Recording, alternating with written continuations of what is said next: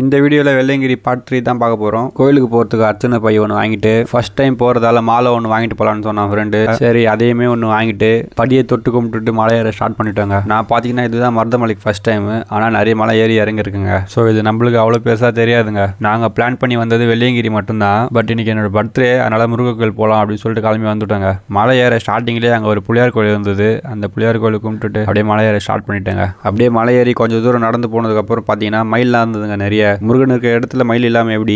அப்படியே கொஞ்சம் தூரம் போனதுக்கப்புறம் வெயில் வேற ஸ்டார்ட் ஆயிடுச்சுங்க. நடந்து கொஞ்சம் தூரம் கூட வரல, அதுக்குள்ள கோயில் வந்துருச்சுன்னு நினச்சிட்டேங்க. பட் இவர் பார்த்தீங்கன்னா முருகர் இல்லை, இடுமன் சன்னதின்னு போட்டு இருந்தது. கிட்ட போய் பார்த்தா கருப்புசாமி. ஸோ அவரையும் கும்பிட்டுட்டு பூசாரி விபூதி ஏற்க சொன்னா எங்க வச்சிருக்காரு. நீங்க பாருங்க நீங்களே, எனக்கு மட்டும் தான் இப்படி வச்சிருக்காருன்னு நினைச்சேன். எங்க ஃப்ரெண்ட்ஸுக்கு அப்படி வச்சிருக்காருங்க. அப்படியே கொஞ்சம் தூரத்தில் பார்த்தீங்கன்னா தலைவன் ஸ்கோப் போட்டு உட்காந்து இருந்தாரு. யாருன்னு பார்த்தீங்கன்னா இவரு தான். ஊரோட டாப்ல அப்படியே குரங்கு ப்ரோ 2-3 போட்டோ எடுத்துட்டு அங்க வந்து கிளம்பிட்டோங்க. நாங்க வாட்டர் பாட்டில் எதுவுமே வாங்காம வந்துட்டோம். ஏதோ ஒரு ஞாபகத்துல எல்லாம் ஓகே தான். பட் வெயில் தான் கொஞ்சம் அதிகமா இருந்தது. அப்படியே அங்க வந்து நடந்து வந்துட்டு இருந்தோம். கொஞ்சம் தூரத்திலே கோயில் வந்துச்சுங்க. இன்னமும் கொஞ்சம் தூரம் ஏறணும் போல. அங்க பாருங்க மருதமலை முருகனை. ஓகே கைஸ், பார்ட் 4 நெக்ஸ்ட் வீடியோல பார்க்கலாம். பை.